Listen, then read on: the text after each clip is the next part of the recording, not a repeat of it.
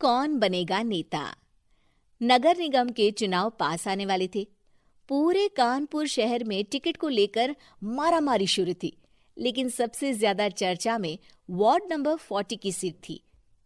वो इसलिए क्योंकि इस बार वहां की सीट महिला के लिए आरक्षित थी। अब सवाल ये था कि चुनाव लड़ेगा कौन। इससे पहले ठाकुर साहब वहां से पार्षद थे और इस बार उन्होंने अपनी पत्नी सीमा ठाकुर को टिकट दिलवाई और ठाकुर साहब की शान के कारण सीमा जी ने 20,000 वोटों से चुनाव जीत लिया। अरे बधाई हो सीमा भाभी, अब तो आप वार्ड की पार्षद बन गई हैं।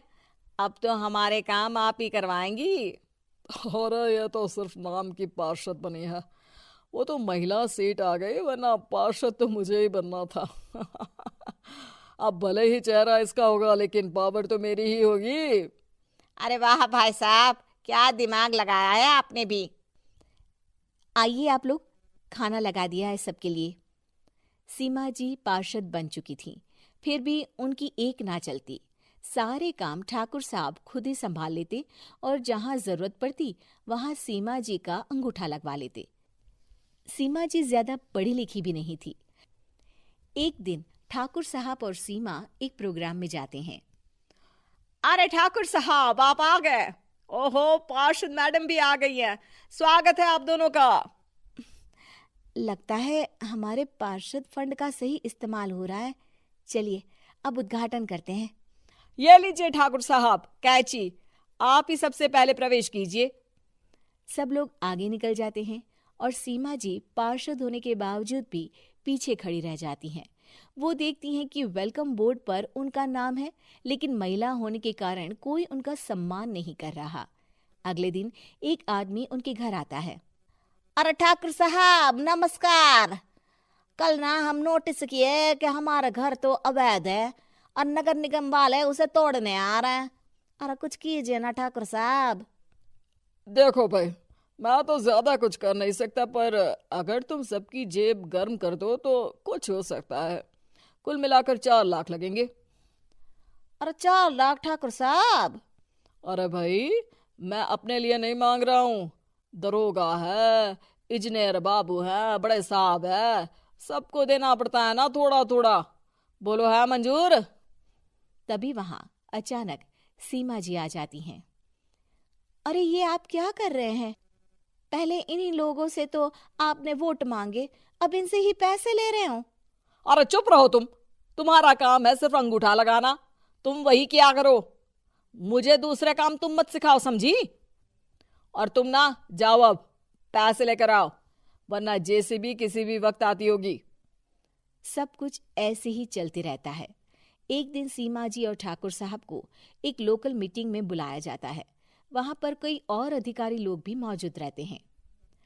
अब मैं चाहूंगा कि ठाकुर साहब हमारे बीच 2 शब्द कहें। मेरे प्यारे भाइयों और बहनों, आज मेरा सौभाग्य है कि मैं आप सबकी सेवा दिन रात कर पा रहा हूं। आपने मेरी पत्नी को भारी मतों से जिताया है, इसलिए मैं आप सभी का शुक्रगुजार हूं।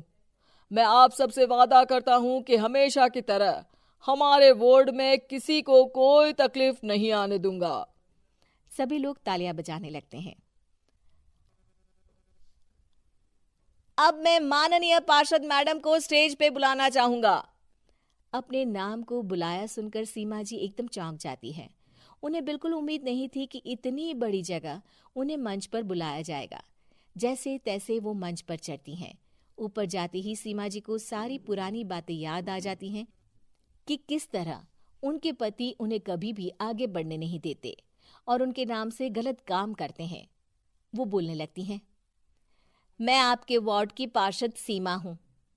आप में से बहुत कम लोग ही मुझे जानते होंगे, क्योंकि इससे पहले मुझे कभी ऐसा मौका ही नहीं मिला।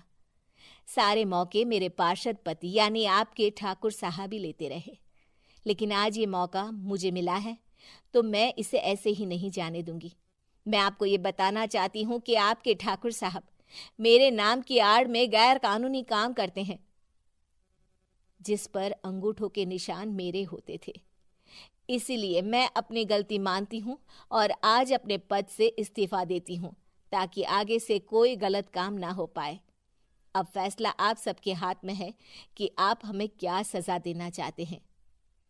सीमा जी की बातें सुनकर ठाकुर साहब के चेहरे का रंग उड़ जाता है और वो शर्म से मुंह नीचा करके वहां से चले जाते हैं और पद से इस्तीफा देकर ही सही सीमा जी अपने आप में आत्मविश्वास महसूस करती हैं।